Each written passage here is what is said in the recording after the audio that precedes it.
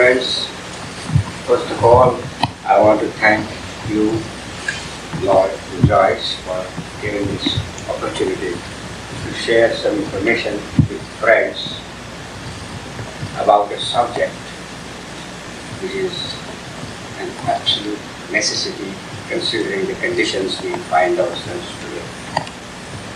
Since creation till this day, there is only one message given by all the prophets of all religions, all the gurus, all avatars, all saints, and that message is total love. Train your mind to take total coloration of love. It is the same thing as love and love. The same message was given in the beginning at the time of creation, and then either due to sins of omission, there is non-performance of ordained duties, or sins of commission, that is wrong performance of ordained duties, terrific karma takes place, and these divine messengers come in all parts of the planet to reset the energy cycle and to help people go back into what they're supposed to do. People who come after those prophets divide and split themselves into compartments. Sometimes it is vested interest, and most of the time it is ignorance, and that is how things happen. Anyway, there is only one message, and that message is eternal. That means, since you are born in the image of thy Father, the moment you are born as a human being, you have all the potential to reach that stage, what is called I and my Father are one. It does not depend on your education, the country you are born in, the color of your skin, your intellectual ability. No, because only blessed are the pure in heart, for they shall see God. And when we utter these words, blessed are the pure, that means if you wish to make the journey of life an endeavor of joy, there is only one way, that is to make your mind totally full of love. You know, everyone is born with different destiny. Two children of the same parents have different destiny. As we say, they have to face different music. However, if we train the mind to react with love to each and every circumstance in life, then automatically you are set on an escalator of grace. You take one step and divine grace takes 10 steps for you. Now, what is the problem normally with all of us, everyone? That is, our intellect gives some judgment that certain thing we should not do. It is wrong to do, it is bad to do a certain thing. But we very quickly trample upon the judgment given by our own intellect, because the body has certain habits and the mind has certain habits. Where this started is besides the point, but all of us find us in that situation. That means normally we find ourselves in what is called a vicious circle. That is, my intellect tells me that I should not do such and such a thing, but because of the pull of the body and mind, I do it. And the moment I do it, there is the law of reap as you sow, what is called the law of karma. That means intellect and action act and react. That means the intellect gets soiled and it starts pronouncing wrong and further wrong judgment. That's how we go on. So the whole process is to come back, and everybody has that potential. Not only potential, he has the duty to make use of that potential to reach that stage, what is called thou art perfect as thy Father in heaven is perfect. And for that, only thing to do when you are born as a human being is to try to train the mind to be full of love. There is nothing else. Now how to do it? There is the first question. The first thing is, what are the factors that disturb the mind? Can we prima facie, what are the factors that we find some factors come from the physical body and they trouble us. That is why the mind is disturbed. Well, try to learn a few things and set things right. You will see that several times you just attend to your breath and learn a few practices of breathing and things become better. Of course, an important part of the whole thing is now to be able to watch our own habit patterns and to become a witness of them. Well, how to go into that stage? There is so much disturbance all around. For that, the Vedas, that is the ancient-most body of knowledge where all these things are told, the message is of course total love. And certain practices, certain material aids, material helps, they are given. They are given in the science of medicine called Ayurveda. I have come to talk about one basic process which is extremely relevant. It has been relevant all the time, but still extremely relevant, especially in the conditions in which we find ourselves today. That means all the polluted conditions of the atmosphere. That small process is the basic process in several sciences given through the Vedas. Vedas is the ancient-most knowledge known to mankind. You go to any university and they will tell you that this is the ancient-most thing known to man. Of course, it is as old as creation.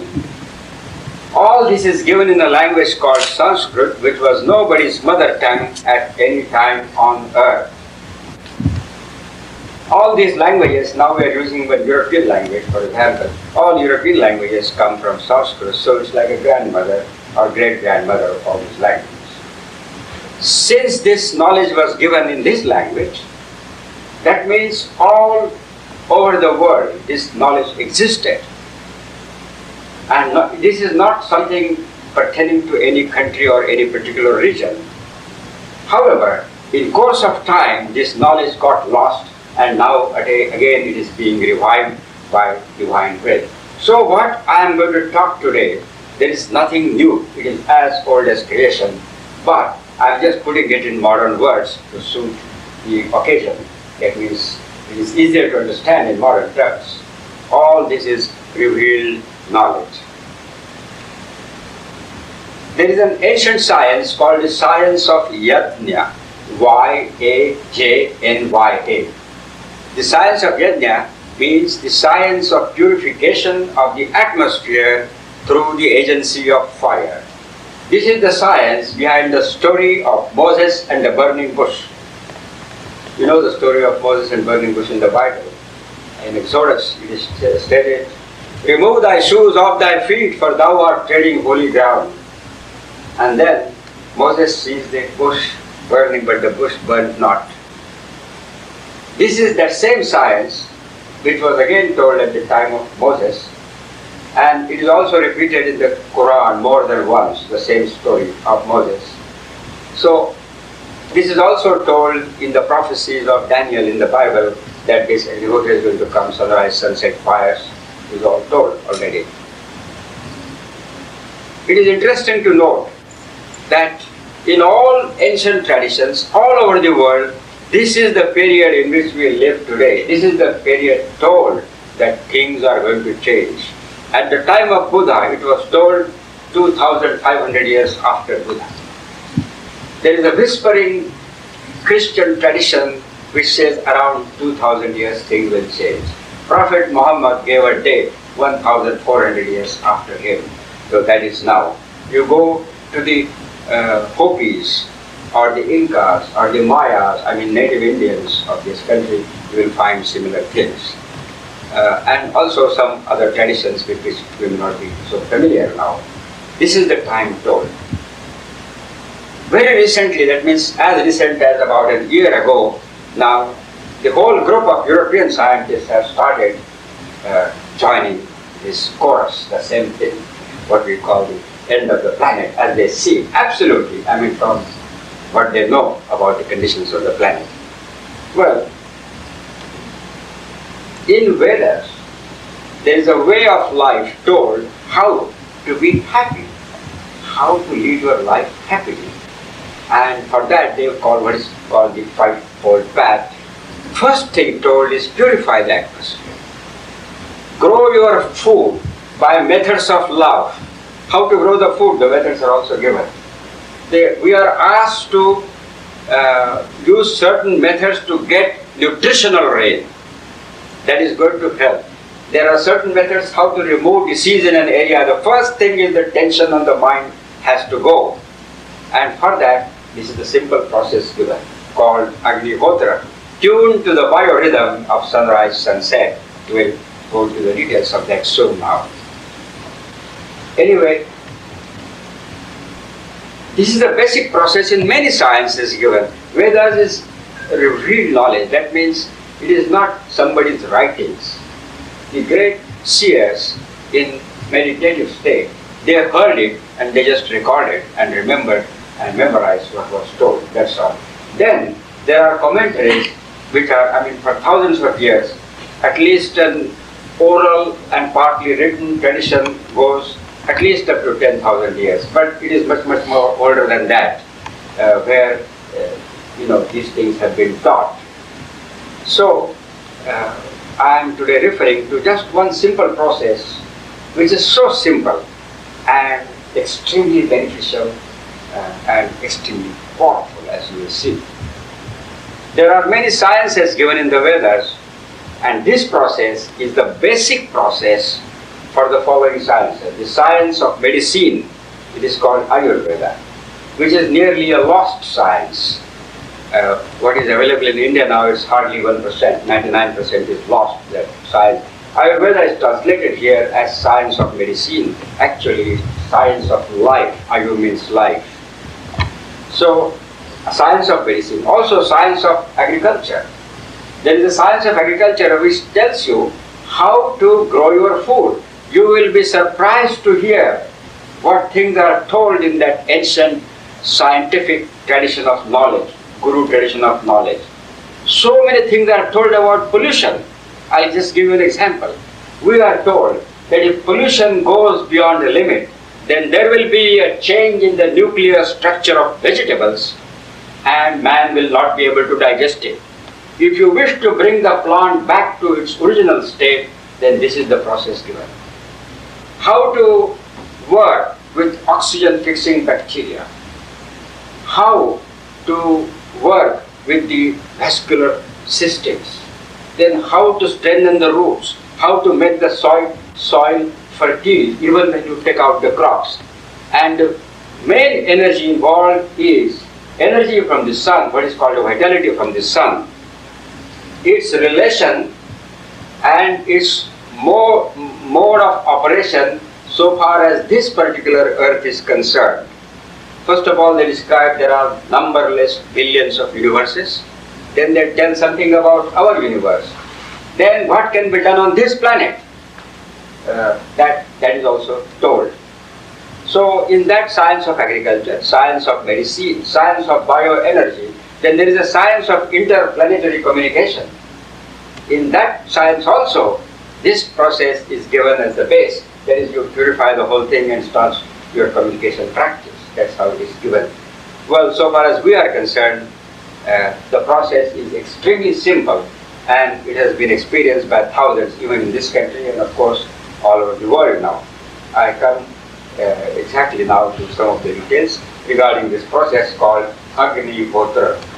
The word Agni in Sanskrit means fire. Since English also comes from Sanskrit, we have a word called ignition in English, which comes from the same word Agni, meaning fire. We are told in the beginning that a basic formula, that is, atmosphere, prana and mind are connected. That means any change induced in the atmosphere is automatically transposed to the realm of the mind. Mind is treated as subtle matter, and mind could be molded by material means, by mantras, by resonance. So all those things are included in this particular process. What we have to do is a very simple thing, but this is how the theory is given. Atmosphere and mind are connected through what is called prana. Prana is that life energy which connects us with the cosmos and pulsates through us, which is that life force. That means any change induced in the atmosphere automatically affects the functioning of prana, and prana and mind are like two sides of the same coin. So herein lies the solution. We want to be happy. To become happy, only way is to train the mind to be full of love, but mind is too subtle to deal with. Is there anything which is less subtle we can deal with and bring about an automatic change, a beneficial change on what is called mind, which is subtle matter? Yes, prana. But prana itself is subtle. Something less subtle is atmosphere. So exactly you bring about a change in the atmosphere and automatically you begin to feel happy. We can experience it, we can understand it in a very simple way how atmosphere and mind are connected. For example, some people like to burn incense and they like it.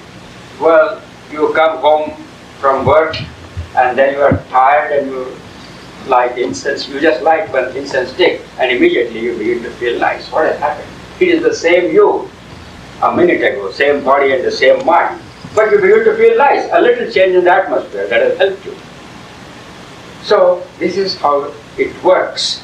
But if you bring about a medicinal change in the atmosphere, which has an effect on the brain cells, functioning of the body, also the blood, this is all given in the science of medicine. By a simple process and a single process of Agnihotra, which is the basic process, then all your problems become less, all the worry becomes less, because it's a great material aid. Because the basic cycle is sunrise, sunset. Another important cycle connected with our biological functioning is full moon and no moon. There are some other cycles also. That is why, which affect the mind. A mad man is called a lunatic in several European languages. Luna means moon, because moon has a great effect on functioning of the mind. On full moon day and no moon day, you will find in mental hospitals, doctors will tell you that the patients tend to become violent, that is in spite of themselves. So these things are automatic. How to make use of these special energies of sunrise, sunset, full moon, no moon, this is also a part of this yajna. Not only that, but for other purposes like getting nutritional rain. By practice of this, automatically certain things are done. But there are certain processes to get special nutritional rain in an area. For that, you have to consider, as the old science says, the position of Earth, our Earth, because they are using the word bhuhu for Earth. And for people living on this planet is bhuhu. For people on another planet, their planet will be bhuhu for them in one solar system. That is how it is told. So, the process used generally relates to these three things. They say, first of all, on the planet itself, that atmosphere is to be purified. Then the interim space in between the planets has to be purified. That means there should be no violence. Everything should be full of love. The interim space, because they call it something, it could be translated as interim velocity or some type of fluctuations in energy or manipulation. That has to be good. And then the third thing you have to deal with is a solar range. You do that and automatically you become happy, your problems become less. This is the theory part. Practical part is extremely simple. A child in a few minutes can learn the whole thing. It is as simple as that. So sunrise, sunset is a very important biorhythm. How that affects us, and we should be able to make use of this biorhythm. Just a few years back, the science of medicine, that means as we understand today allopathic medicine, the science of medicine did not give much importance